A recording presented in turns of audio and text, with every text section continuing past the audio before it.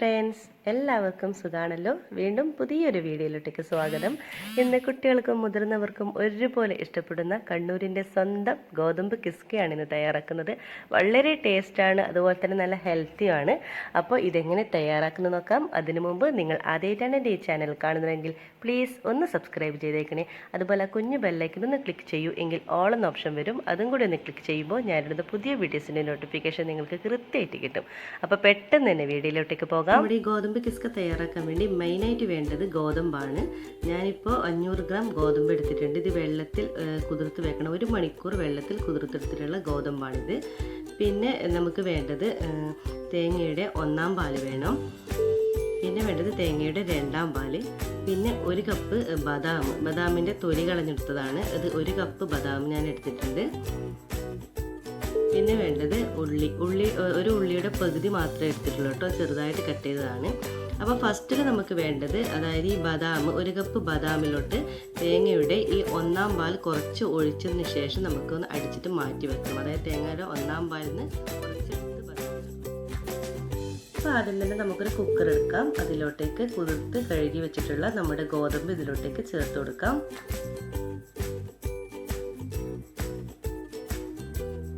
നമ്മൾ കുക്കറിലാണ് കേട്ടോ ഈ ഗോതമ്പ് വേവിച്ചെടുക്കുന്നത്.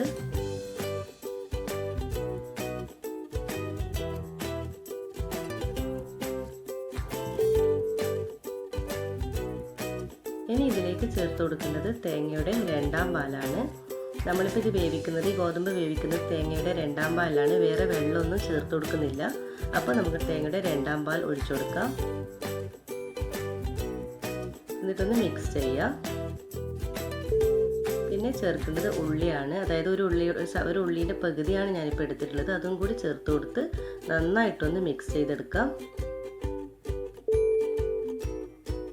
ഇനി നമുക്കിത് അടച്ച് വെച്ചിട്ട് ഒരു 3 വിസിൽ വരുന്നവരെ നമുക്കിതൊന്ന് വേവിച്ചെടുക്കണം. അതിപ്പോൾ നിങ്ങളുടെ കയ്യിലുള്ള കുക്കറിൻ്റെയും ഗോതമ്പിൻ്റെയും ഒക്കെ വേവ് അനുസരിച്ച്. അപ്പോൾ നമ്മൾ ഇപ്പോൾ കുക്കർ ഓപ്പൺ ചെയ്തിട്ടുണ്ട് കേട്ടോ. നമ്മുടെ ഗോതമ്പൊക്കെ നന്നായിട്ട് തന്നെ വെന്ത് വന്നിട്ടുണ്ട്. ഈ ഒരു ഭാഗമാണ് നമുക്ക് വേണ്ടത്. ഇനി നമ്മളിതിലേക്ക് ചേർത്ത് കൊടുക്കാൻ പോകുന്നത്, നമ്മൾ ആദ്യം ഫസ്റ്റിൽ നമ്മൾ 1-ാം പാലിൻ്റെ മാറ്റി വെച്ചിട്ടുണ്ടായിരുന്നു. അതിൽ നിന്ന് കുറച്ചെടുത്തിട്ട് ബദാമും ഇട്ട് ഒന്ന് അരച്ച് വെച്ചിട്ടുള്ള പേസ്റ്റാണ് കേട്ടോ ഇത്. 1-ാം പാലും ബദാമും ആണ് ഇതിൽ ചേർത്തിട്ടുള്ളത്. അത് ഇതിലോട്ടേക്ക് ആഡ് ചെയ്ത് കൊടുക്കാം. നന്നായിട്ട് തന്നെ അരയണം കേട്ടോ, ഫൈനായിട്ട് തന്നെ അരയണം. പിന്നെ ചേർത്ത് കൊടുക്കുന്നത് നമ്മുടെ തേങ്ങയുടെ 1-ാം പാല്. ബാക്കി വന്നിട്ടുള്ള തേങ്ങയുടെ 1-ാം പാലും കൂടി ഇതിലോട്ടേക്ക് ഒഴിച്ചു കൊടുക്കാം. എന്നിട്ട് നന്നായിട്ട് തന്നെ മിക്സാക്കി എടുക്കണം. പിന്നെ കുറച്ച് ഉപ്പ് ചേർത്ത് കൊടുക്കാം. ഇതുവരെ ഉപ്പ് ചേർത്തിട്ടില്ല, പക്ഷേ ഈ ഒരു മിക്സിന് ആവശ്യമായിട്ടുള്ള ഉപ്പ് ഇപ്പോൾ ചേർത്ത് കൊടുക്കാം. നമുക്ക് ഉപ്പ് ചേർത്ത് കൊടുത്തിട്ടുണ്ട്. എന്നിട്ട് എല്ലാം കൂടി നന്നായിട്ടൊന്ന് മിക്സാക്കി എടുക്കണം.